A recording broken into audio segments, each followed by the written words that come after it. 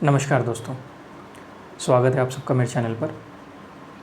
दोस्तों, आपने वो गाना सुना होगा ना, घर से निकलते ही कुछ दूर चलते ही रास्ते में है उसका घर। इस गाने की लाइन में थोड़ा बदलाव कीजिए और इसको कुछ यूँ लिखिए, घर से निकलते ही कुछ दूर चलते ही रास्तों पर है सिर्फ टैक्स टैक्स और टैक्स।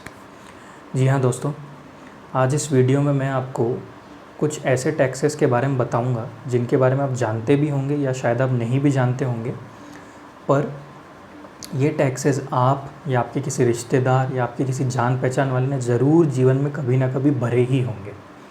तो चलिए शुरू करते हैं। इनमें से जो सबसे पहला टैक्स है उसके बारे में काफ़ी सारे लोग जानते हैं, वो है इनकम टैक्स। तो अगर आप सैलरी पा रहे हैं, मतलब आप अगर नौकरी कर रहे हैं और अगर आप टैक्सेबल स्लैब में आते हैं तो आपको इनकम टैक्स भरना है, या अगर आप व्यापार कर रहे हैं तो भरना है, या अगर आपका कोई घर है और मान लीजिए आपने उसको किराए पे दे के रखा है तो आपको भरना है, या मान लीजिए आपके बैंक में कोई एफडी है उस पर आप इंटरेस्ट पा रहे हैं तो आपको भरना है, या आपको किसी कंपनी से डिविडेंड मिला है तो भरना है, या आप शेयर मार्केट में डील करते हैं और आपने शेयर्स में पैसे कमाए तो भरना है, या आपने मान लीजिए कभी कोई प्रॉपर्टी ख़रीदी बेची उसमें आपने कमाए हैं पैसे तो आपको इनकम टैक्स भरना है। तो ये भी काफ़ी प्रचलित टैक्स है, सभी जानते हैं इसके बारे में। दूसरा, नंबर 2, वो है जीएसटी। इसके बारे में भी काफ़ी सारे लोग जानते ही हैं क्योंकि अभी नया नया आया है, लगभग इसको आए 5 साल ही हुए हैं। 2017 में जीएसटी इंट्रोड्यूस हुआ है। तो जीएसटी तो ऐसा है, आप अपने घर से निकलिए, कुछ सामान खरीदिए, चाहे वो किराने का खरीदिए मतलब खाना खाने के लिए, या आप कपड़े खरीदिए पहनने के लिए, या अगर आप कहीं बाहर घूमने जा रहे हैं, मान लीजिए आपने टूर पैकेज बुक किया है तो उसमें भी जीएसटी है। शॉर्ट में आपको समझाऊं तो आप मान लीजिए अगर आप घर के लिए कोई सामान खरीदते हैं या आप खुद के लिए कोई सेवाएं लेते हैं तो इन सब में आपको जीएसटी ज़रूर मिलेगा। ठीक है। अब तीसरा नंबर, ये है सिक्योरिटीज़ ट्रांजैक्शन टैक्स। मतलब ये टैक्स उसके बारे में जो शेयर मार्केट में डील करते हैं उनको इसके बारे में बेहतर पता होगा। आज जो शेयर ट्रेडिंग होती है वो डीमैट के बेसिस पे होती है, मतलब आप किसी ब्रोकर के थ्रू डीमैट अकाउंट खुलाते हैं और उसमें आप शेयर्स का खरीदी और बिक्री करते हैं। तो अगर आप शेयर्स खरीद के रख रहे हैं या आप ख़रीदा हुआ शेयर्स बेच रहे हैं तो उसमें आपको सिक्योरिटीज़ ट्रांजैक्शन टैक्स भरना है। और अगर आप ऑप्शंस या फ्यूचर में डील करते हैं तो ऑप्शंस और फ्यूचर्स में खरीदी के वक्त नहीं, केवल बिक्री के वक्त एसटीटी ज़रूर लगता है। ठीक है। और चौथा है प्रोफेशन टैक्स। प्रोफेशन टैक्स का ऐसा है, जो लोग सैलरी पा रहे हैं, मतलब जो नौकरी करते हैं, उनके तो सैलरी में से ही उनका जो एम्प्लॉयर है वो ये टैक्स काट लेता है। और जो दूसरे प्रोफेशनल्स हैं, मतलब जो पेशा है जिनका, जैसे मान लीजिए कोई डॉक्टर है या कोई वकील है या कोई सीए है, तो ये लोग सब अपनी प्रैक्टिस के दौरान हर साल प्रोफेशन टैक्स भरते हैं। ये प्रोफेशन टैक्स मतलब चाहे आप नौकरी कीजिए या आपका कोई खुद का पेशा है, मान लीजिए चाहे वकीली का हो, डॉक्टरी का हो, या आपका कोई सीए का ऑफिस हो, तो इन सबको ये प्रोफेशन टैक्स भरना पड़ता है।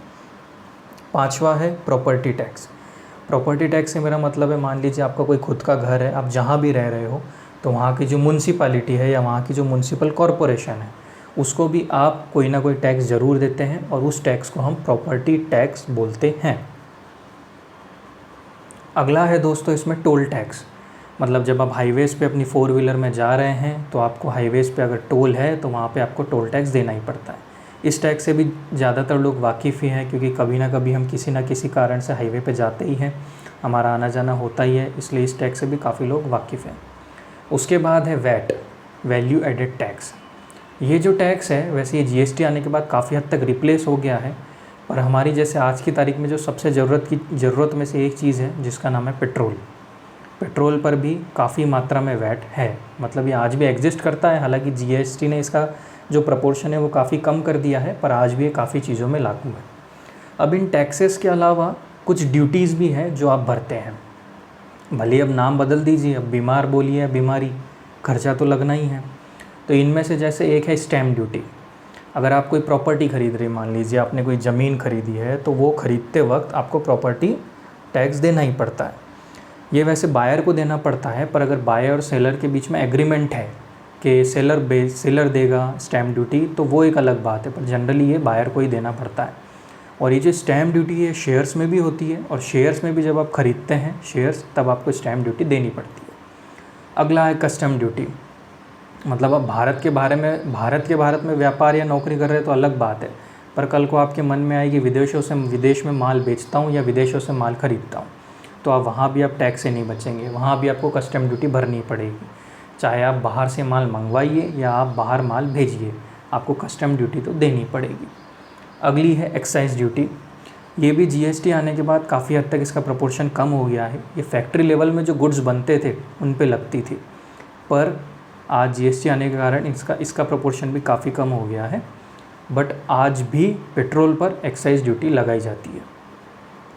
तो इसमें मैंने लगभग आपको इस वीडियो में लगभग 10 टैक्सेस के बारे में बताया। 7 प्रकार के टैक्सेस हैं और 3 प्रकार की ड्यूटीज़ हैं। तो ये टैक्सेस और ये ड्यूटीज़ आप कभी ना कभी किसी रूप में भरते होंगे या आपके कोई जान पहचान वाले ज़रूर भरते होंगे, पर आपने ध्यान नहीं दिया होगा। तो आशा करता हूँ कि आपको ज़रूर समझ में आया होगा कि कितने प्रकार के टैक्सेस से आप घिरे हुए हैं। तो अगर इस वीडियो में आपको कुछ भी अच्छा लगा हो तो मेरे चैनल को सब्सक्राइब ज़रूर कीजिएगा।